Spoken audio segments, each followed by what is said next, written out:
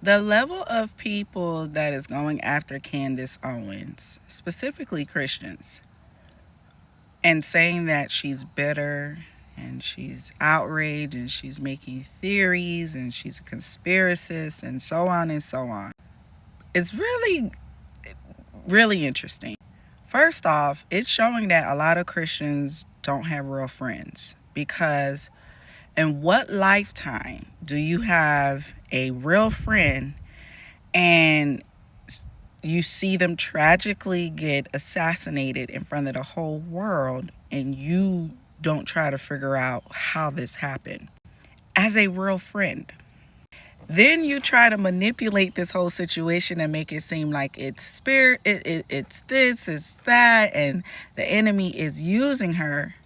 Again, that just shows me you don't have, you never experience a real friend, because a real friend is going to be 10 toes about you, in your face and behind your back, whether if you disagreed with them on certain issues, especially if they're not here to vindicate themselves. This lady is literally going against wickedness in high places. Wickedness in high places. Did you forget that they were in the political field? Like, they were dealing with sharks.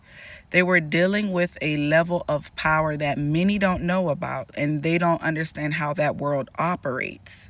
This is the reason why, if you know anybody that's in political, anybody that's a public figure for the news media, anybody that's a public figure for government, they'll say that it's very difficult to have real friends.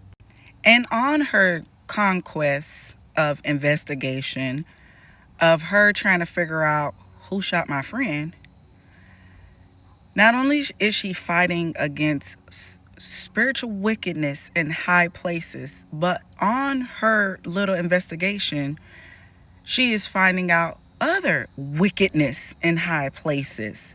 And you guys are saying that she has lost her mind. Now, I'm not a defender of her, and I don't really watch her like that. I know about her. I watched her in the past, not lately these days. But all of these Christians that are painting a picture of her as she is the modern day evil monster is really telling it, and is really showing that she's on the right path. Because the fact that these Christians can be fighting against her instead of praying in the background that God will vindicate her, praying in the background that she will truly have an encounter with the true and most and living God, because she needs all the prayers that she can get, because she's literally going up against spiritual wickedness in high places. Yeah, I'll be praying for her, and I pray that she has an encounter with God. She's not fighting any typical, like, a pastor stole the tithes and offering, or this group in this particular denomination don't like this other denomination, and this person is screaming all over the internet, oh, the people are not using exegesis, they're using eisegesis, and all of these terms that really didn't derive from the King James Bible.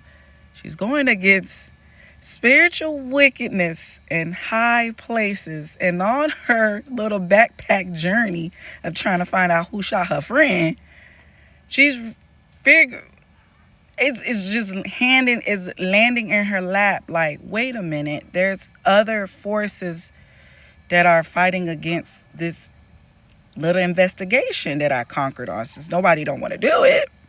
And again, you have many of these Christians who are blinded. I mean, blinded by whatever that they want to fight for, or whatever they want to defend, and say that this lady is bitter and she's being guided by some evil force. Evil force is going to go fight spiritual wickedness in high places. Yeah, I'm going to pray for her friend. I don't know who. Y'all obviously don't have real friends in real life.